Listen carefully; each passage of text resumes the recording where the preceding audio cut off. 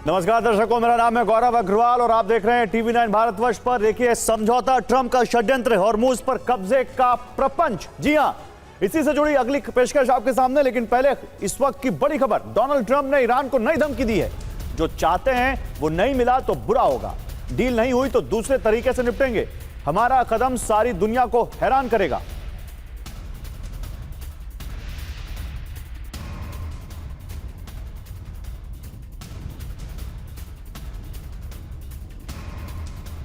और ईरानी परमाणु प्रोग्राम पर ट्रंप का बड़ा दावा, एटमी हथियार न बनाने पर ईरान सहमत।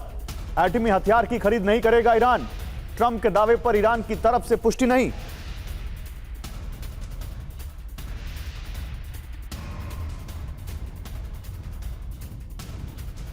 तो डोनाल्ड ट्रंप समझौते के लिए बेचैन है, लेकिन यह बेचैनी क्या महज एक षड्यंत्र का हिस्सा है? इस सवाल की वजह हॉर्मुज से आ रहे वो संकेत हैं जो दुनिया के सबसे महत्वपूर्ण तेल चोक पॉइंट पर कब्जे के प्रपंच की तरफ इशारा कर रहे हैं। एक्सपर्ट्स की माने तो डोनाल्ड ट्रंप बहुत जल्द ईरान युद्ध 2.0 का आगाज कर सकते हैं।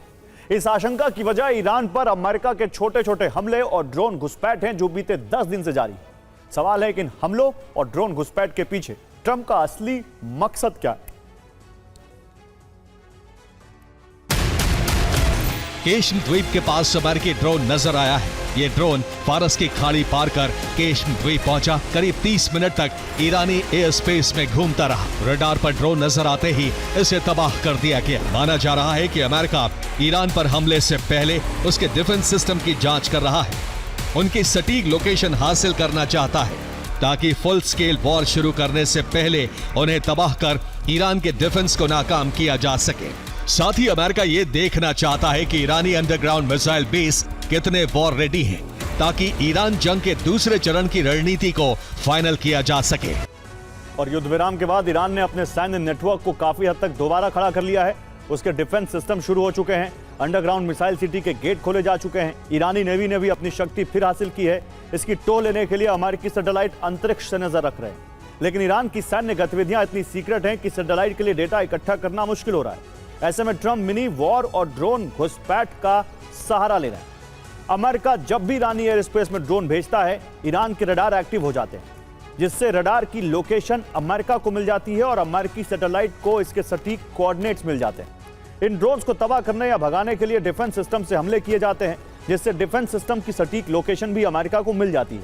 मिनी वॉर के दौरान अमेरिका ईरान पर हमला करता है, जिसका प्रतिशोध लेने के लिए ईरान अपनी अंडरग्राउंड मिसाइल सिटी को एक्टिवेट करता है। मिसाइल सिटी से अरब में मौजूद अमेरिका के मित्र देशों पर हमले होते हैं। यह मिसाइल लॉन्चर मिसाइल सिटी के किस गेट से बाहर आते हैं, इसकी जानकारी भी अमेरिका लॉक कर लेता है। डोनाल्ड ट्रंप ने सिचुएशन रूम में बैठक की है। यह बैठक करीब 2 घंटे तक चली, जिसमें ईरान समझौते पर मंथन हुआ, लेकिन समझौते पर कोई निर्णय नहीं हो सका। इसी दौरान युद्ध को लेकर नई रणनीतियों पर भी चर्चा हुई। और रिपोर्ट्स की माने तो अमेरिका हॉर्मुज की तरफ से हमले करेगा और उसका प्राइमरी टारगेट दक्षिणी ईरान होगा। इस ऑपरेशन में सबसे पहले पूरे देश में ब्लैकआउट किया जाएगा, जिसमें अमेरिका की silent Barker satellite Iran military की सैटेलाइट को जाम कर देंगी, जिससे युद्ध विराम के दौरान ईरान ने फिर से शुरू कर लिया है, जिससे कुछ ही सेकंड में स्थानीय IRGC हेडक्वार्टर का कनेक्शन पूरे देश से कट जाएगा। स्थानीय कमांडर तेहरान की केंद्रीय कमांड से संपर्क नहीं कर पाएंगे। इसके बाद अमेरिकी साइबर कमांड ईरान के बिजली ग्रिड में मौजूद मैलवेयर वायरस को एक्टिवेट कर देगी, जो पहले से इसमें मौजूद होगा। इसमें पूरा दक्षिणी ईरान अंधेरे में डूब जाएगा। फारस की खाड़ी से लेकर ओमान की खाड़ी तक ईरान से सटे इलाकों में हड़कंप मच जाएगा। बिजली सप्लाई कटने की वजह से एयर डिफेंस सिस्टम के रडार बंद हो जाएंगे।